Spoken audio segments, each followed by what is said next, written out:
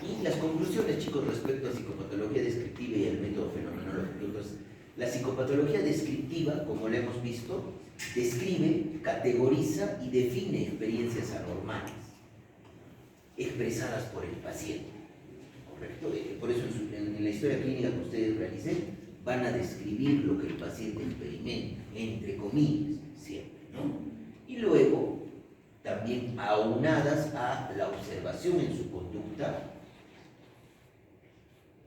a través y el médico a través de esto, ¿qué va a hacer? Basado en el método fenomenológico y a través de una escucha atenta, el método empático, la observación cuidadosa y la comprensión también a través de la empatía, vamos a poder definir qué es esa experiencia, ¿correcto? Y la semiología psiquiátrica, chicos, la semiología semiótica es lo mismo, probablemente, que psicopatología descriptiva en la parte europea. Entonces tiene que ver con, la semiología es el estudio de signos y síntomas, y la propedéutica es la enseñanza preparatoria para un determinado conocimiento. Entonces, esto es semiología psiquiátrica. Semiología psiquiátrica, chicos, para nosotros es lo mismo que psicopatología descriptiva, ¿correcto? Entonces, la vida mental de un individuo es un todo, es una unidad.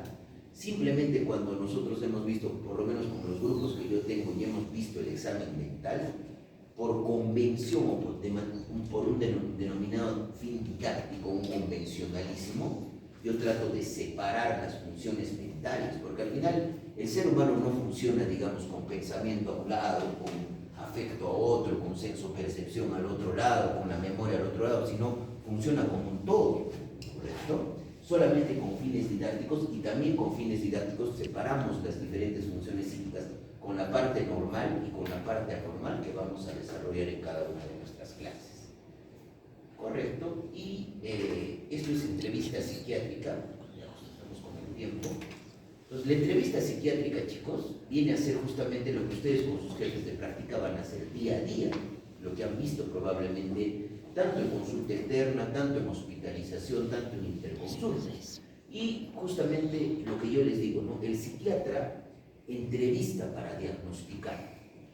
Nosotros no utilizamos el estetoscopio para medir el pensamiento en el cerebro del paciente, ¿no es cierto? Entonces, ¿cuál es el objetivo de la entrevista psiquiátrica? Tanto diagnóstica como terapéutica. ¿Y cuáles son los dos fines principales de la entrevista psiquiátrica? Obtener información y además establecer una adecuada relación médico-paciente. Porque si el paciente no confía en nosotros, ¿ustedes creen que nos va a dar sus vivencias más subjetivas? Es poco probable, porque muchas veces nosotros somos un extraño para el paciente al momento que lo vemos por primera vez.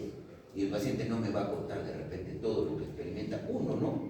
Por miedo a de repente ser juzgado, ¿correcto? Y dos, de repente por miedo a ser juzgado o criticado, ¿correcto? ¿Y cuál es el objetivo? Obtener información a través de su enfermedad, de sus circunstancias o de su contexto sociocultural, y la exploración psicopatológica a través del examen del estado mental. Entonces, es un elemento esencial de la exploración psicopatológica, la entrevista psiquiátrica, donde a través de esta exploración de signos y síntomas psicopatológicos vamos a poder, digamos, identificar, y es netamente transversal, expresa lo que vemos en el momento de la entrevista. Y además se puede hacer también de manera longitudinal, hace referencia a los síntomas que se han presentado a lo largo del tiempo. Si ustedes tienen la oportunidad, digamos, de rotar en un servicio de psiquiatría, donde hay un servicio de hospitalización, justo con mis alumnos hemos visto de qué tamaño es la historia clínica. La anamnesis son 4, 5, 6 hojas, a diferencia de otros servicios, porque nosotros a veces hacemos una evaluación longitudinal de toda la patobiografía del paciente y al final describimos el episodio actual, ¿sí? Entonces, va a haber lo clásico que hay en una historia clínica: filiación, anamnesis, antecedentes, el examen físico, que nosotros, por ejemplo, en psiquiatría no podemos dejar de hacer, porque aparte de ser psiquiatras, yo soy médico y tengo que evaluar físicamente al paciente. Claro que no es una evaluación exhaustiva como lo hace un médico internista, pero por sistemas o aparatos puedo hacer una valoración rápida. Porque, por ejemplo, ¿qué pasa si yo veo a un paciente y veo que lo traen agitado, le coloco un midazolam, un fármaco, una benzodiazepina, y empiezo a ver que está hiposaturado? Tengo que escuchar pues los pulmones, agarrar mi estetoscopio y trataré de recordar la semiología respiratoria que he aprendido en la facultad. Y si yo no encuentro que está pasando el aire en una base pulmonar, ¿qué voy a pensar? Probablemente este paciente tiene algo en esa base pulmonar y no es algo psiquiátrico. Inmediatamente le pongo oxígeno y lo bajo a medicina, ¿no es cierto? No lo voy a dejar ahí en psiquiatría porque ese paciente se me muere si está en psiquiatría, ¿sí? El examen físico preferencial y finalmente hacemos justamente el examen del estado mental actual.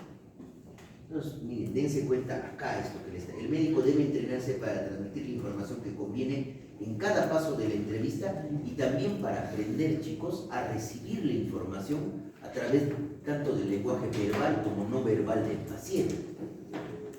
La expresividad facial, los silencios, los cambios de tema, las posturas, las actitudes generales y particulares ante el relato de sus síntomas. Entonces, nos vamos a quedar acá en la parte general del esquema, chicos, para justamente con su compañera el día sábado vamos a hacer la clase